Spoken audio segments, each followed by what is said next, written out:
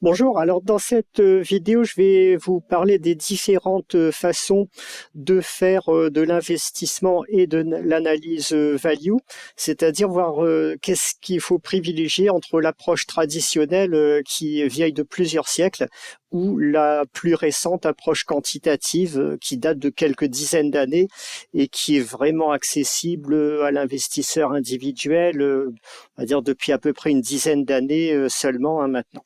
Alors, je vous explique les enjeux rapidement. Donc, on a en investissement value, c'est-à-dire l'investissement qui est basé sur la recherche de valeur des cotés, sur la base de leurs critères financiers, sur la base de critères d'analyse financière. On a l'approche classique qui consiste à étudier très en détail les entreprises qu'on a l'intention d'acheter. Donc on va regarder bien sûr leur bilan, leur comptabilité, on va comprendre leur modèle d'affaires, on va étudier leur marché, on va aussi discuter avec le management ou en tout cas étudier en détail si le management est efficace et compétent. Et bien sûr, le minimum dans cette approche-là, c'est de lire en détail des rapports financiers de l'entreprise sur plusieurs années pour vraiment pour la comprendre mieux. De l'autre côté, depuis quelques dizaines d'années, comme je vous l'expliquais, on a l'approche quantitative. Donc l'approche quantitative, elle utilise des grosses bases de données financières et on va, à partir de ces bases de données financières, filtrer un très grand nombre de valeurs, des milliers, des dizaines de milliers, sur la base de ratios financiers. Ça peut être valeur d'entreprise sur EBITDA, valeur d'entreprise sur chiffre d'affaires, la capitalisation sur l'actif net liquide, etc. Et on va backtester ces ratios financiers, soit seuls, soit en les combinant. Donc, avec la base de données, on peut backtester pour voir quelles sont les stratégies qui semblent le plus rentables, le plus efficaces sur le long terme. Alors, dans cette approche-là, vous n'avez plus d'études détaillées de l'entreprise. On travaille uniquement sur la base de données financières. On filtre la base avec les critères financiers, les ratios qu'on veut. On utilise pour ça des screeners automatisés maintenant, donc ils vont faire l'essentiel du travail pour vous. Et vous allez acheter une vingtaine, une trentaine, une quarantaine de résultats qui sont fournis par les screeners et vous les faites tourner tous les 6 mois ou tous les ans. Et donc tous les ans, vous rebalancez, vous reconstruisez votre portefeuille en intégrant à chaque fois les résultats du screener. Donc c'est vraiment deux modèles très différents.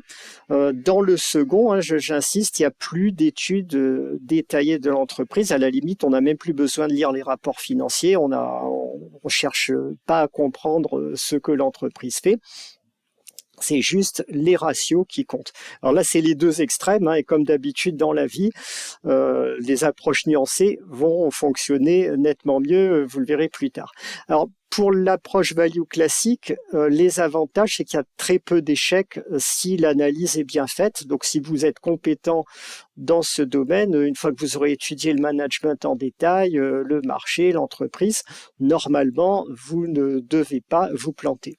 Il y a eu pas de nombreux, mais il y a des exemples de succès impressionnants qui sont basés sur cette approche. Le plus célèbre étant Warren Buffett, qui est vraiment complètement dans le cadre de l'approche value classique. Vous pouvez avoir un portefeuille très concentré, donc ça c'est pas mal. Vous pouvez vous permettre d'avoir moins de 10 valeurs. C'est Voilà, donc il y a moins d'entreprises à suivre une fois que vous avez fait le travail de sélection. En principe, si vous êtes compétent, une fois que vous en avez sélectionné quelques dossiers, c'est valable pour de nombreuses années parce qu'une entreprise qui fonctionne bien, qui a un bon management, ne va pas se mettre soudainement à décliner d'une année à l'autre. Et évidemment, c'est une stratégie qui fonctionne depuis des siècles, puisque les investisseurs compétents l'utilisent depuis très longtemps. Alors par contre, il y a des problèmes avec cette approche. Vous devez avoir très bonne connaissance, une bonne expérience du monde de l'entreprise. Donc c'est vraiment pas évident qu'on est un investisseur débutant ou même moyennement confirmé avec relativement peu d'expérience, peu d'années de pratique. C'est très difficile à mettre en œuvre à l'international il y a la barrière de la langue, vous aurez forcément, lorsque vous allez sur des marchés comme Hong Kong, comme Singapour, comme sur la Malaisie, beaucoup plus de difficultés à comprendre le marché de l'entreprise, à comprendre son modèle d'affaires. Je parle même pas là de discuter avec le management ou d'aller aux assemblées générales, évidemment. C'est aussi plus difficile à mettre en œuvre lorsque vous êtes loin de la capitale de Paris ou d'autres capitales, hein, si vous êtes dans d'autres pays, puisque lorsque vous êtes à Paris, vous pouvez aller aux assemblées générales de la plupart des sociétés françaises, donc vous pouvez rencontrer facilement le management, d'autres investisseurs. Voilà, à ce moment-là, il y a un réseau de relations qui se crée en approche value classique, qui peut être intéressant. Voilà. Ça, c'est pour les avantages et les inconvénients. L'approche quantitative, par contre, elle est très simple à mettre en œuvre. Donc, c'est pour ça que je la propose dans mes formations principalement, parce que on a quelques ratios financiers à connaître, des screeners qu'il faut maîtriser, mais ça demande pas des centaines d'heures de formation. Un débutant peut tout à fait utiliser l'approche quantitative de façon efficace. Elle vous permet d'aller sur tous les marchés internationaux. Hein, les ratios financiers sont vraiment universels. Une fois que vous en avez un qui fonctionne aux États-Unis ou en Europe, il a toutes les chances de fonctionner dans d'autres pays. Alors par contre, en problème, on a un taux d'échec plus élevé. Hein, si vous regardez uniquement les ratios financiers d'une entreprise sans rien chercher à comprendre à son fonctionnement, il peut y avoir des accidents. Alors, les accidents peuvent venir soit d'erreurs dans la base de données, on peut quand même réduire ce risque d'erreur ou l'éliminer en croisant avec d'autres bases de données. C'est le chiffre le plus essentiel à vérifier lorsque vous utilisez un screener, c'est la capitalisation, parce qu'il y a très fréquemment des erreurs sur le nombre d'actions. Et évidemment, le screener, il va concentrer ces erreurs, puisque si vous demandez un ratio, par exemple, valeur d'entreprise sur EBITDA très bas, et qu'il y a une erreur de capitalisation sur le nombre d'actions au départ, vous aurez un ratio, imaginons que la base de données divise par 10 la capitalisation, ce qui arrive régulièrement, vous aurez un ratio excellent, et le screener, même si vous avez un taux d'erreur dans votre base de données de 1 pour 1000, le screener, il va vous repérer, il va concentrer ces erreurs-là, puisque c'est elles qui auront les ratios les plus favorables. Donc, on peut sans trop de problèmes éliminer le risque en croisant, en allant vérifier sur d'autres bases de données ou en regardant les rapports financiers des sociétés. Et là, on revient quand même un petit peu à l'approche value classique. Donc, moi, je le fais. Hein, je compte pas mal sur les screeners, mais je vérifie quand même la qualité des données avant d'investir. Vous devez, lorsque vous avez une approche quantitative, avoir plus de lignes, puisque le risque d'échec est plus élevé. Pour compenser ce risque d'échec, là, vous ne pouvez pas vous permettre de choisir juste 5 lignes, par exemple, dans votre portefeuille. Parce que si y a un problème que vous n'avez pas identifié, vous allez perdre beaucoup à cause de cela. Donc ça demande d'avoir au moins 15-20 lignes pour lisser le risque, mais c'est tout à fait faisable. Et puis c'est une stratégie plus récente, hein, quelques dizaines d'années, donc on a moins de recul avec cette approche. Alors, quand je vous parle de risque d'échec lié à l'approche quantitative, je vais vous donner un petit exemple qui m'est arrivé il y a quelques années. Hein. C'était une société qui s'appelle X64 Gold. Donc, à l'époque, elle s'appelait Medusa Mining. Et sur le plan analyse quantitative, sur le plan du screener, le dossier était quasiment parfait. Donc c'était une société minière dont la capitalisation était quasiment entièrement couverte par la trésorerie nette qui était dans son bilan, qui n'avait pas d'endettement. Donc en gros, vous achetiez cette société, l'achat était quasiment remboursé par la trésorerie, et vous aviez l'activité minière, donc mine d'or, qui était principalement aux Philippines, gratuite. Donc dossier vraiment optimal a priori, avec risque très faible. Le problème qui est arrivé à cette société, c'est que elle avait pas elle n'avait pas sécurisé ses droits de propriété sur ses mines aux Philippines. Donc on est dans une juridiction complexe, difficile, très difficile à appréhender pour un investisseur situé en Europe. Et à un moment, elle a perdu ses droits de propriété sur ses filiales aux Philippines, et ça s'est terminé par un retrait de cote et une perte quasi totale. Pas forcément, parce que là ils sont en train d'essayer de redresser la situation, donc on espère que le dossier finira par être coté, mais il y aura une perte importante dans tous les cas, ça c'est sûr. Voilà, donc ça, peut-être qu'un investisseur value classique qui aurait étudié à fond le dossier aurait pu identifier le problème, mais ça aurait nécessité de voyager aux Philippines, de comprendre le système juridique philippin. Enfin, donc une dépense d'énergie tout à fait considérable et très difficile à effectuer pour un investisseur occidental. Donc ça, c'est un dossier sur lequel que j'ai proposé dans mes portefeuilles, sur lequel j'ai personnellement perdu un petit peu. Et je vous dis, c'est ni le premier dossier ni le dernier dossier de ce genre que je subirai. J'aurai encore des dossiers comme ça qui vont échouer dans le futur, et ça n'a pas eu heureusement de conséquences majeures sur les portefeuilles, puisque je suis suffisamment diversifié dans le cadre de l'approche quantitative. Et bon, pour le portefeuille concerné, le portefeuille anti-effondrement, ça n'empêche pas le portefeuille anti-effondrement de gagner 30% depuis le début de l'année et pas loin de 200% depuis sa création il y a quelques années. Donc on est, il y a aucun souci. Je vous dis, il y a de nombreuses valeurs étrangères dont je ne maîtrise pas l'aspect juridique, qui peuvent être situées dans des juridictions à risque, sur lesquelles on a fait d'excellentes performances. Ces plates au Nigeria, par exemple, sur lesquelles on a une plus-value largement supérieure à 100%. Il y a beaucoup d'autres dossiers de ce type dans les portefeuilles que je propose. Donc ça, c'était pour vous donner les avantages et les inconvénients. C'est sûr que si vous êtes dans le cadre d'une approche quantitative, et vous devrez, dès que vous investissez sur des marchés étrangers que vous maîtrisez moins, aller sur cette base-là, sur cette base quantitative, vous aurez des taux et vous aurez un taux d'échec qui sera impossible à éliminer.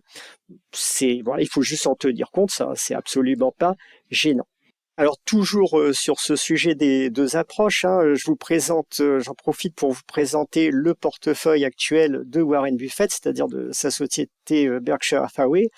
Donc vous voyez que le portefeuille de Warren Buffett est extrêmement concentré.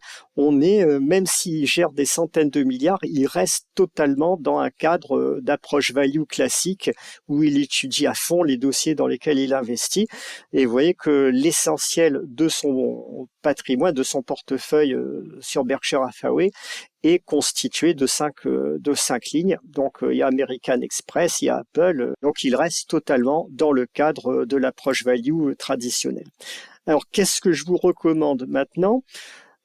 Moi, j'ai une inclination naturelle vers l'approche quantitative moderne, basée sur donc les bases de données et les screeners, parce que déjà, je suis loin de la capitale, je suis loin de Paris, je suis en zone rurale, et ça, c'est pas prêt de changer parce que je déteste la vie des grandes villes. Je suis absolument un montagnard, un rural dans l'âme, mais absolument pas un citadin.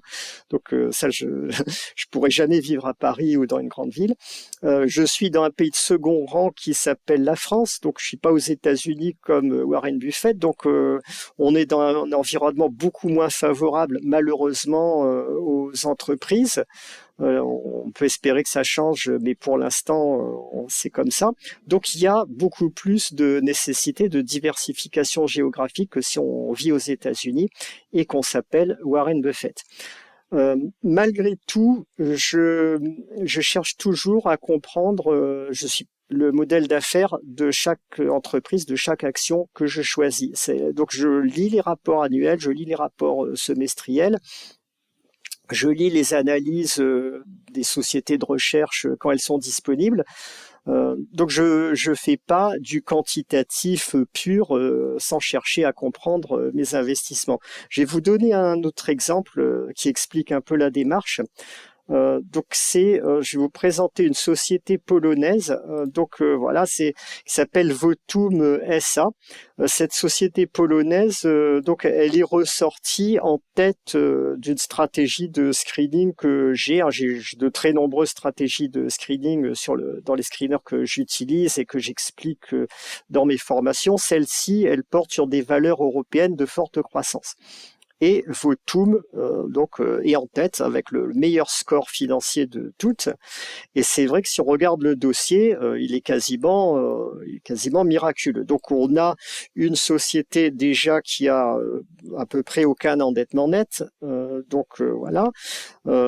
Elle a un PER à 3,75. Elle a un ratio valeur d'entreprise sur EBITDA 2,9. Donc vraiment, ce sont des ratios ridiculement bas dès que vous connaissez un petit peu le fonctionnement des ratios financiers. Elle a un taux de croissance de son activité qui est impressionnant puisque le chiffre d'affaires progresse de 27% par an en rythme annualisé. Les capitaux propres progressent de 57% par an en rythme annualisé. Donc, on est sur des taux de croissance qui sont tout à fait comparables aux meilleures valeurs techno américaines. Et cerise sur le gâteau, c'est quand même une capitalisation de 150 millions de dollars. Donc, c'est pas une nano-cap sur laquelle il n'y a aucune liquidité. Il y a quand même des échanges corrects sur cette valeur. Lorsque vous regardez la progression de l'activité, l'historique de l'activité, vous voyez que c'est quand même la société a une longue histoire de forte croissance derrière elle. Si je passe en log, vous voyez la régularité de la croissance du chiffre d'affaires. Donc elle semble avoir un super modèle d'affaires. Et puis le cours actuel depuis 2023 ne semble pas suivre la progression du chiffre d'affaires. Donc du coup, les ratios, là je vous propose de l'analyse cyclique cette fois-ci. Le ratio capitalisation sur capitaux propres tangibles est en bas de fourchette depuis plus de 10 ans. Et le ratio valeur d'entreprise sur chiffre d'affaires, c'est la courbe bleue qui est ici, il est plutôt en bas de fourchette aussi. Donc voilà, et graphiquement, cette société a une bonne tendance haussière. Elle a vraiment créé beaucoup de valeur pour ses actionnaire, puisque on était à 5 zloty en 2019 et on est à 45 maintenant. Donc là, c'est parfait. Donc, si on se base sur le screener, sur la seule base de données, le dossier, vous avez vraiment envie de mettre 20% de votre patrimoine dessus, d'acheter à fond. J'ai vérifié, bien sûr, comme je vous le disais, la capitalisation, le nombre d'actions avec d'autres bases de données. C'est bon, il n'y a pas de souci de ce côté-là. Après, si on veut aller plus loin, on va regarder les rapports annuels. On va déjà chercher à comprendre qu'est-ce que fait Votum.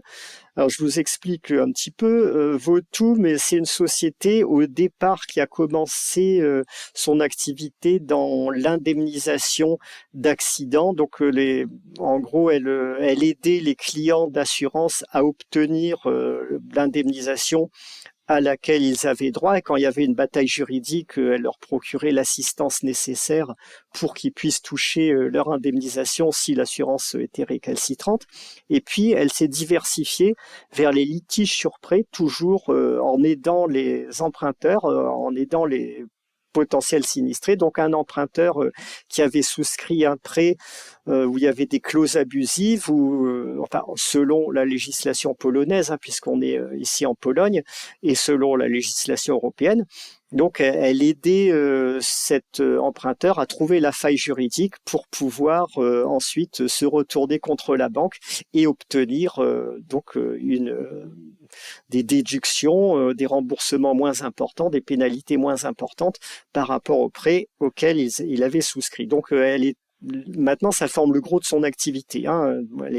C'est vraiment l'activité dominante de Votum. Alors, ensuite j'ai regardé le rapport annuel. Donc, on voit bien ici la répartition de l'activité. Donc là, le gros du camembert, ce sont les litiges sur prêt, les contrats bancaires. Et là, vous avez des plus petites activités, notamment les accidents, qui étaient le début du métier de Votoum, qui ne représente plus que 6,6% de l'activité. Donc voilà. Après, vous avez toute une page, enfin dans un rapport annuel ou dans un rapport semestriel, il y a beaucoup de choses plus ou moins inintéressantes euh, sur lesquelles on peut passer rapidement, mais vous avez ensuite les parties du rapport qui vous décrivent l'activité de l'entreprise et les risques associés. Et donc si vous lisez ce rapport, donc là j'en ai en Pologne, je l'ai traduit avec Google pour obtenir un rapport en français ou en anglais, peu importe. Voilà, donc maintenant c'est possible de lire des rapports de sociétés japonaises, de sociétés polonaises ou de quelque nation que ce soit en utilisant les outils de traduction moderne. Donc le problème de Votoum, lorsqu'on comprend son modèle d'affaires, c'est lié à sa faible diversification. Elle dépend entièrement du succès qu'elle a dans ses procédures juridiques contre les banques pour aider ses clients. Donc actuellement, une part importante de son activité est formée par les prêts en devises étrangères, notamment en francs suisses. Donc les Polonais peuvent souscrire des prêts en devises étrangères. Ça se fait beaucoup là-bas apparemment. Et ensuite, il y a des clauses abusives qui permettent aux emprunteurs de se retourner contre les banques. Le problème, c'est que c'est un filon qui n'est pas éternel. Une fois que, et ça c'est facile à comprendre, vous n'avez pas besoin d'être un grand expert en comptabilité ou en fonctionnement d'entreprise pour comprendre ce risque.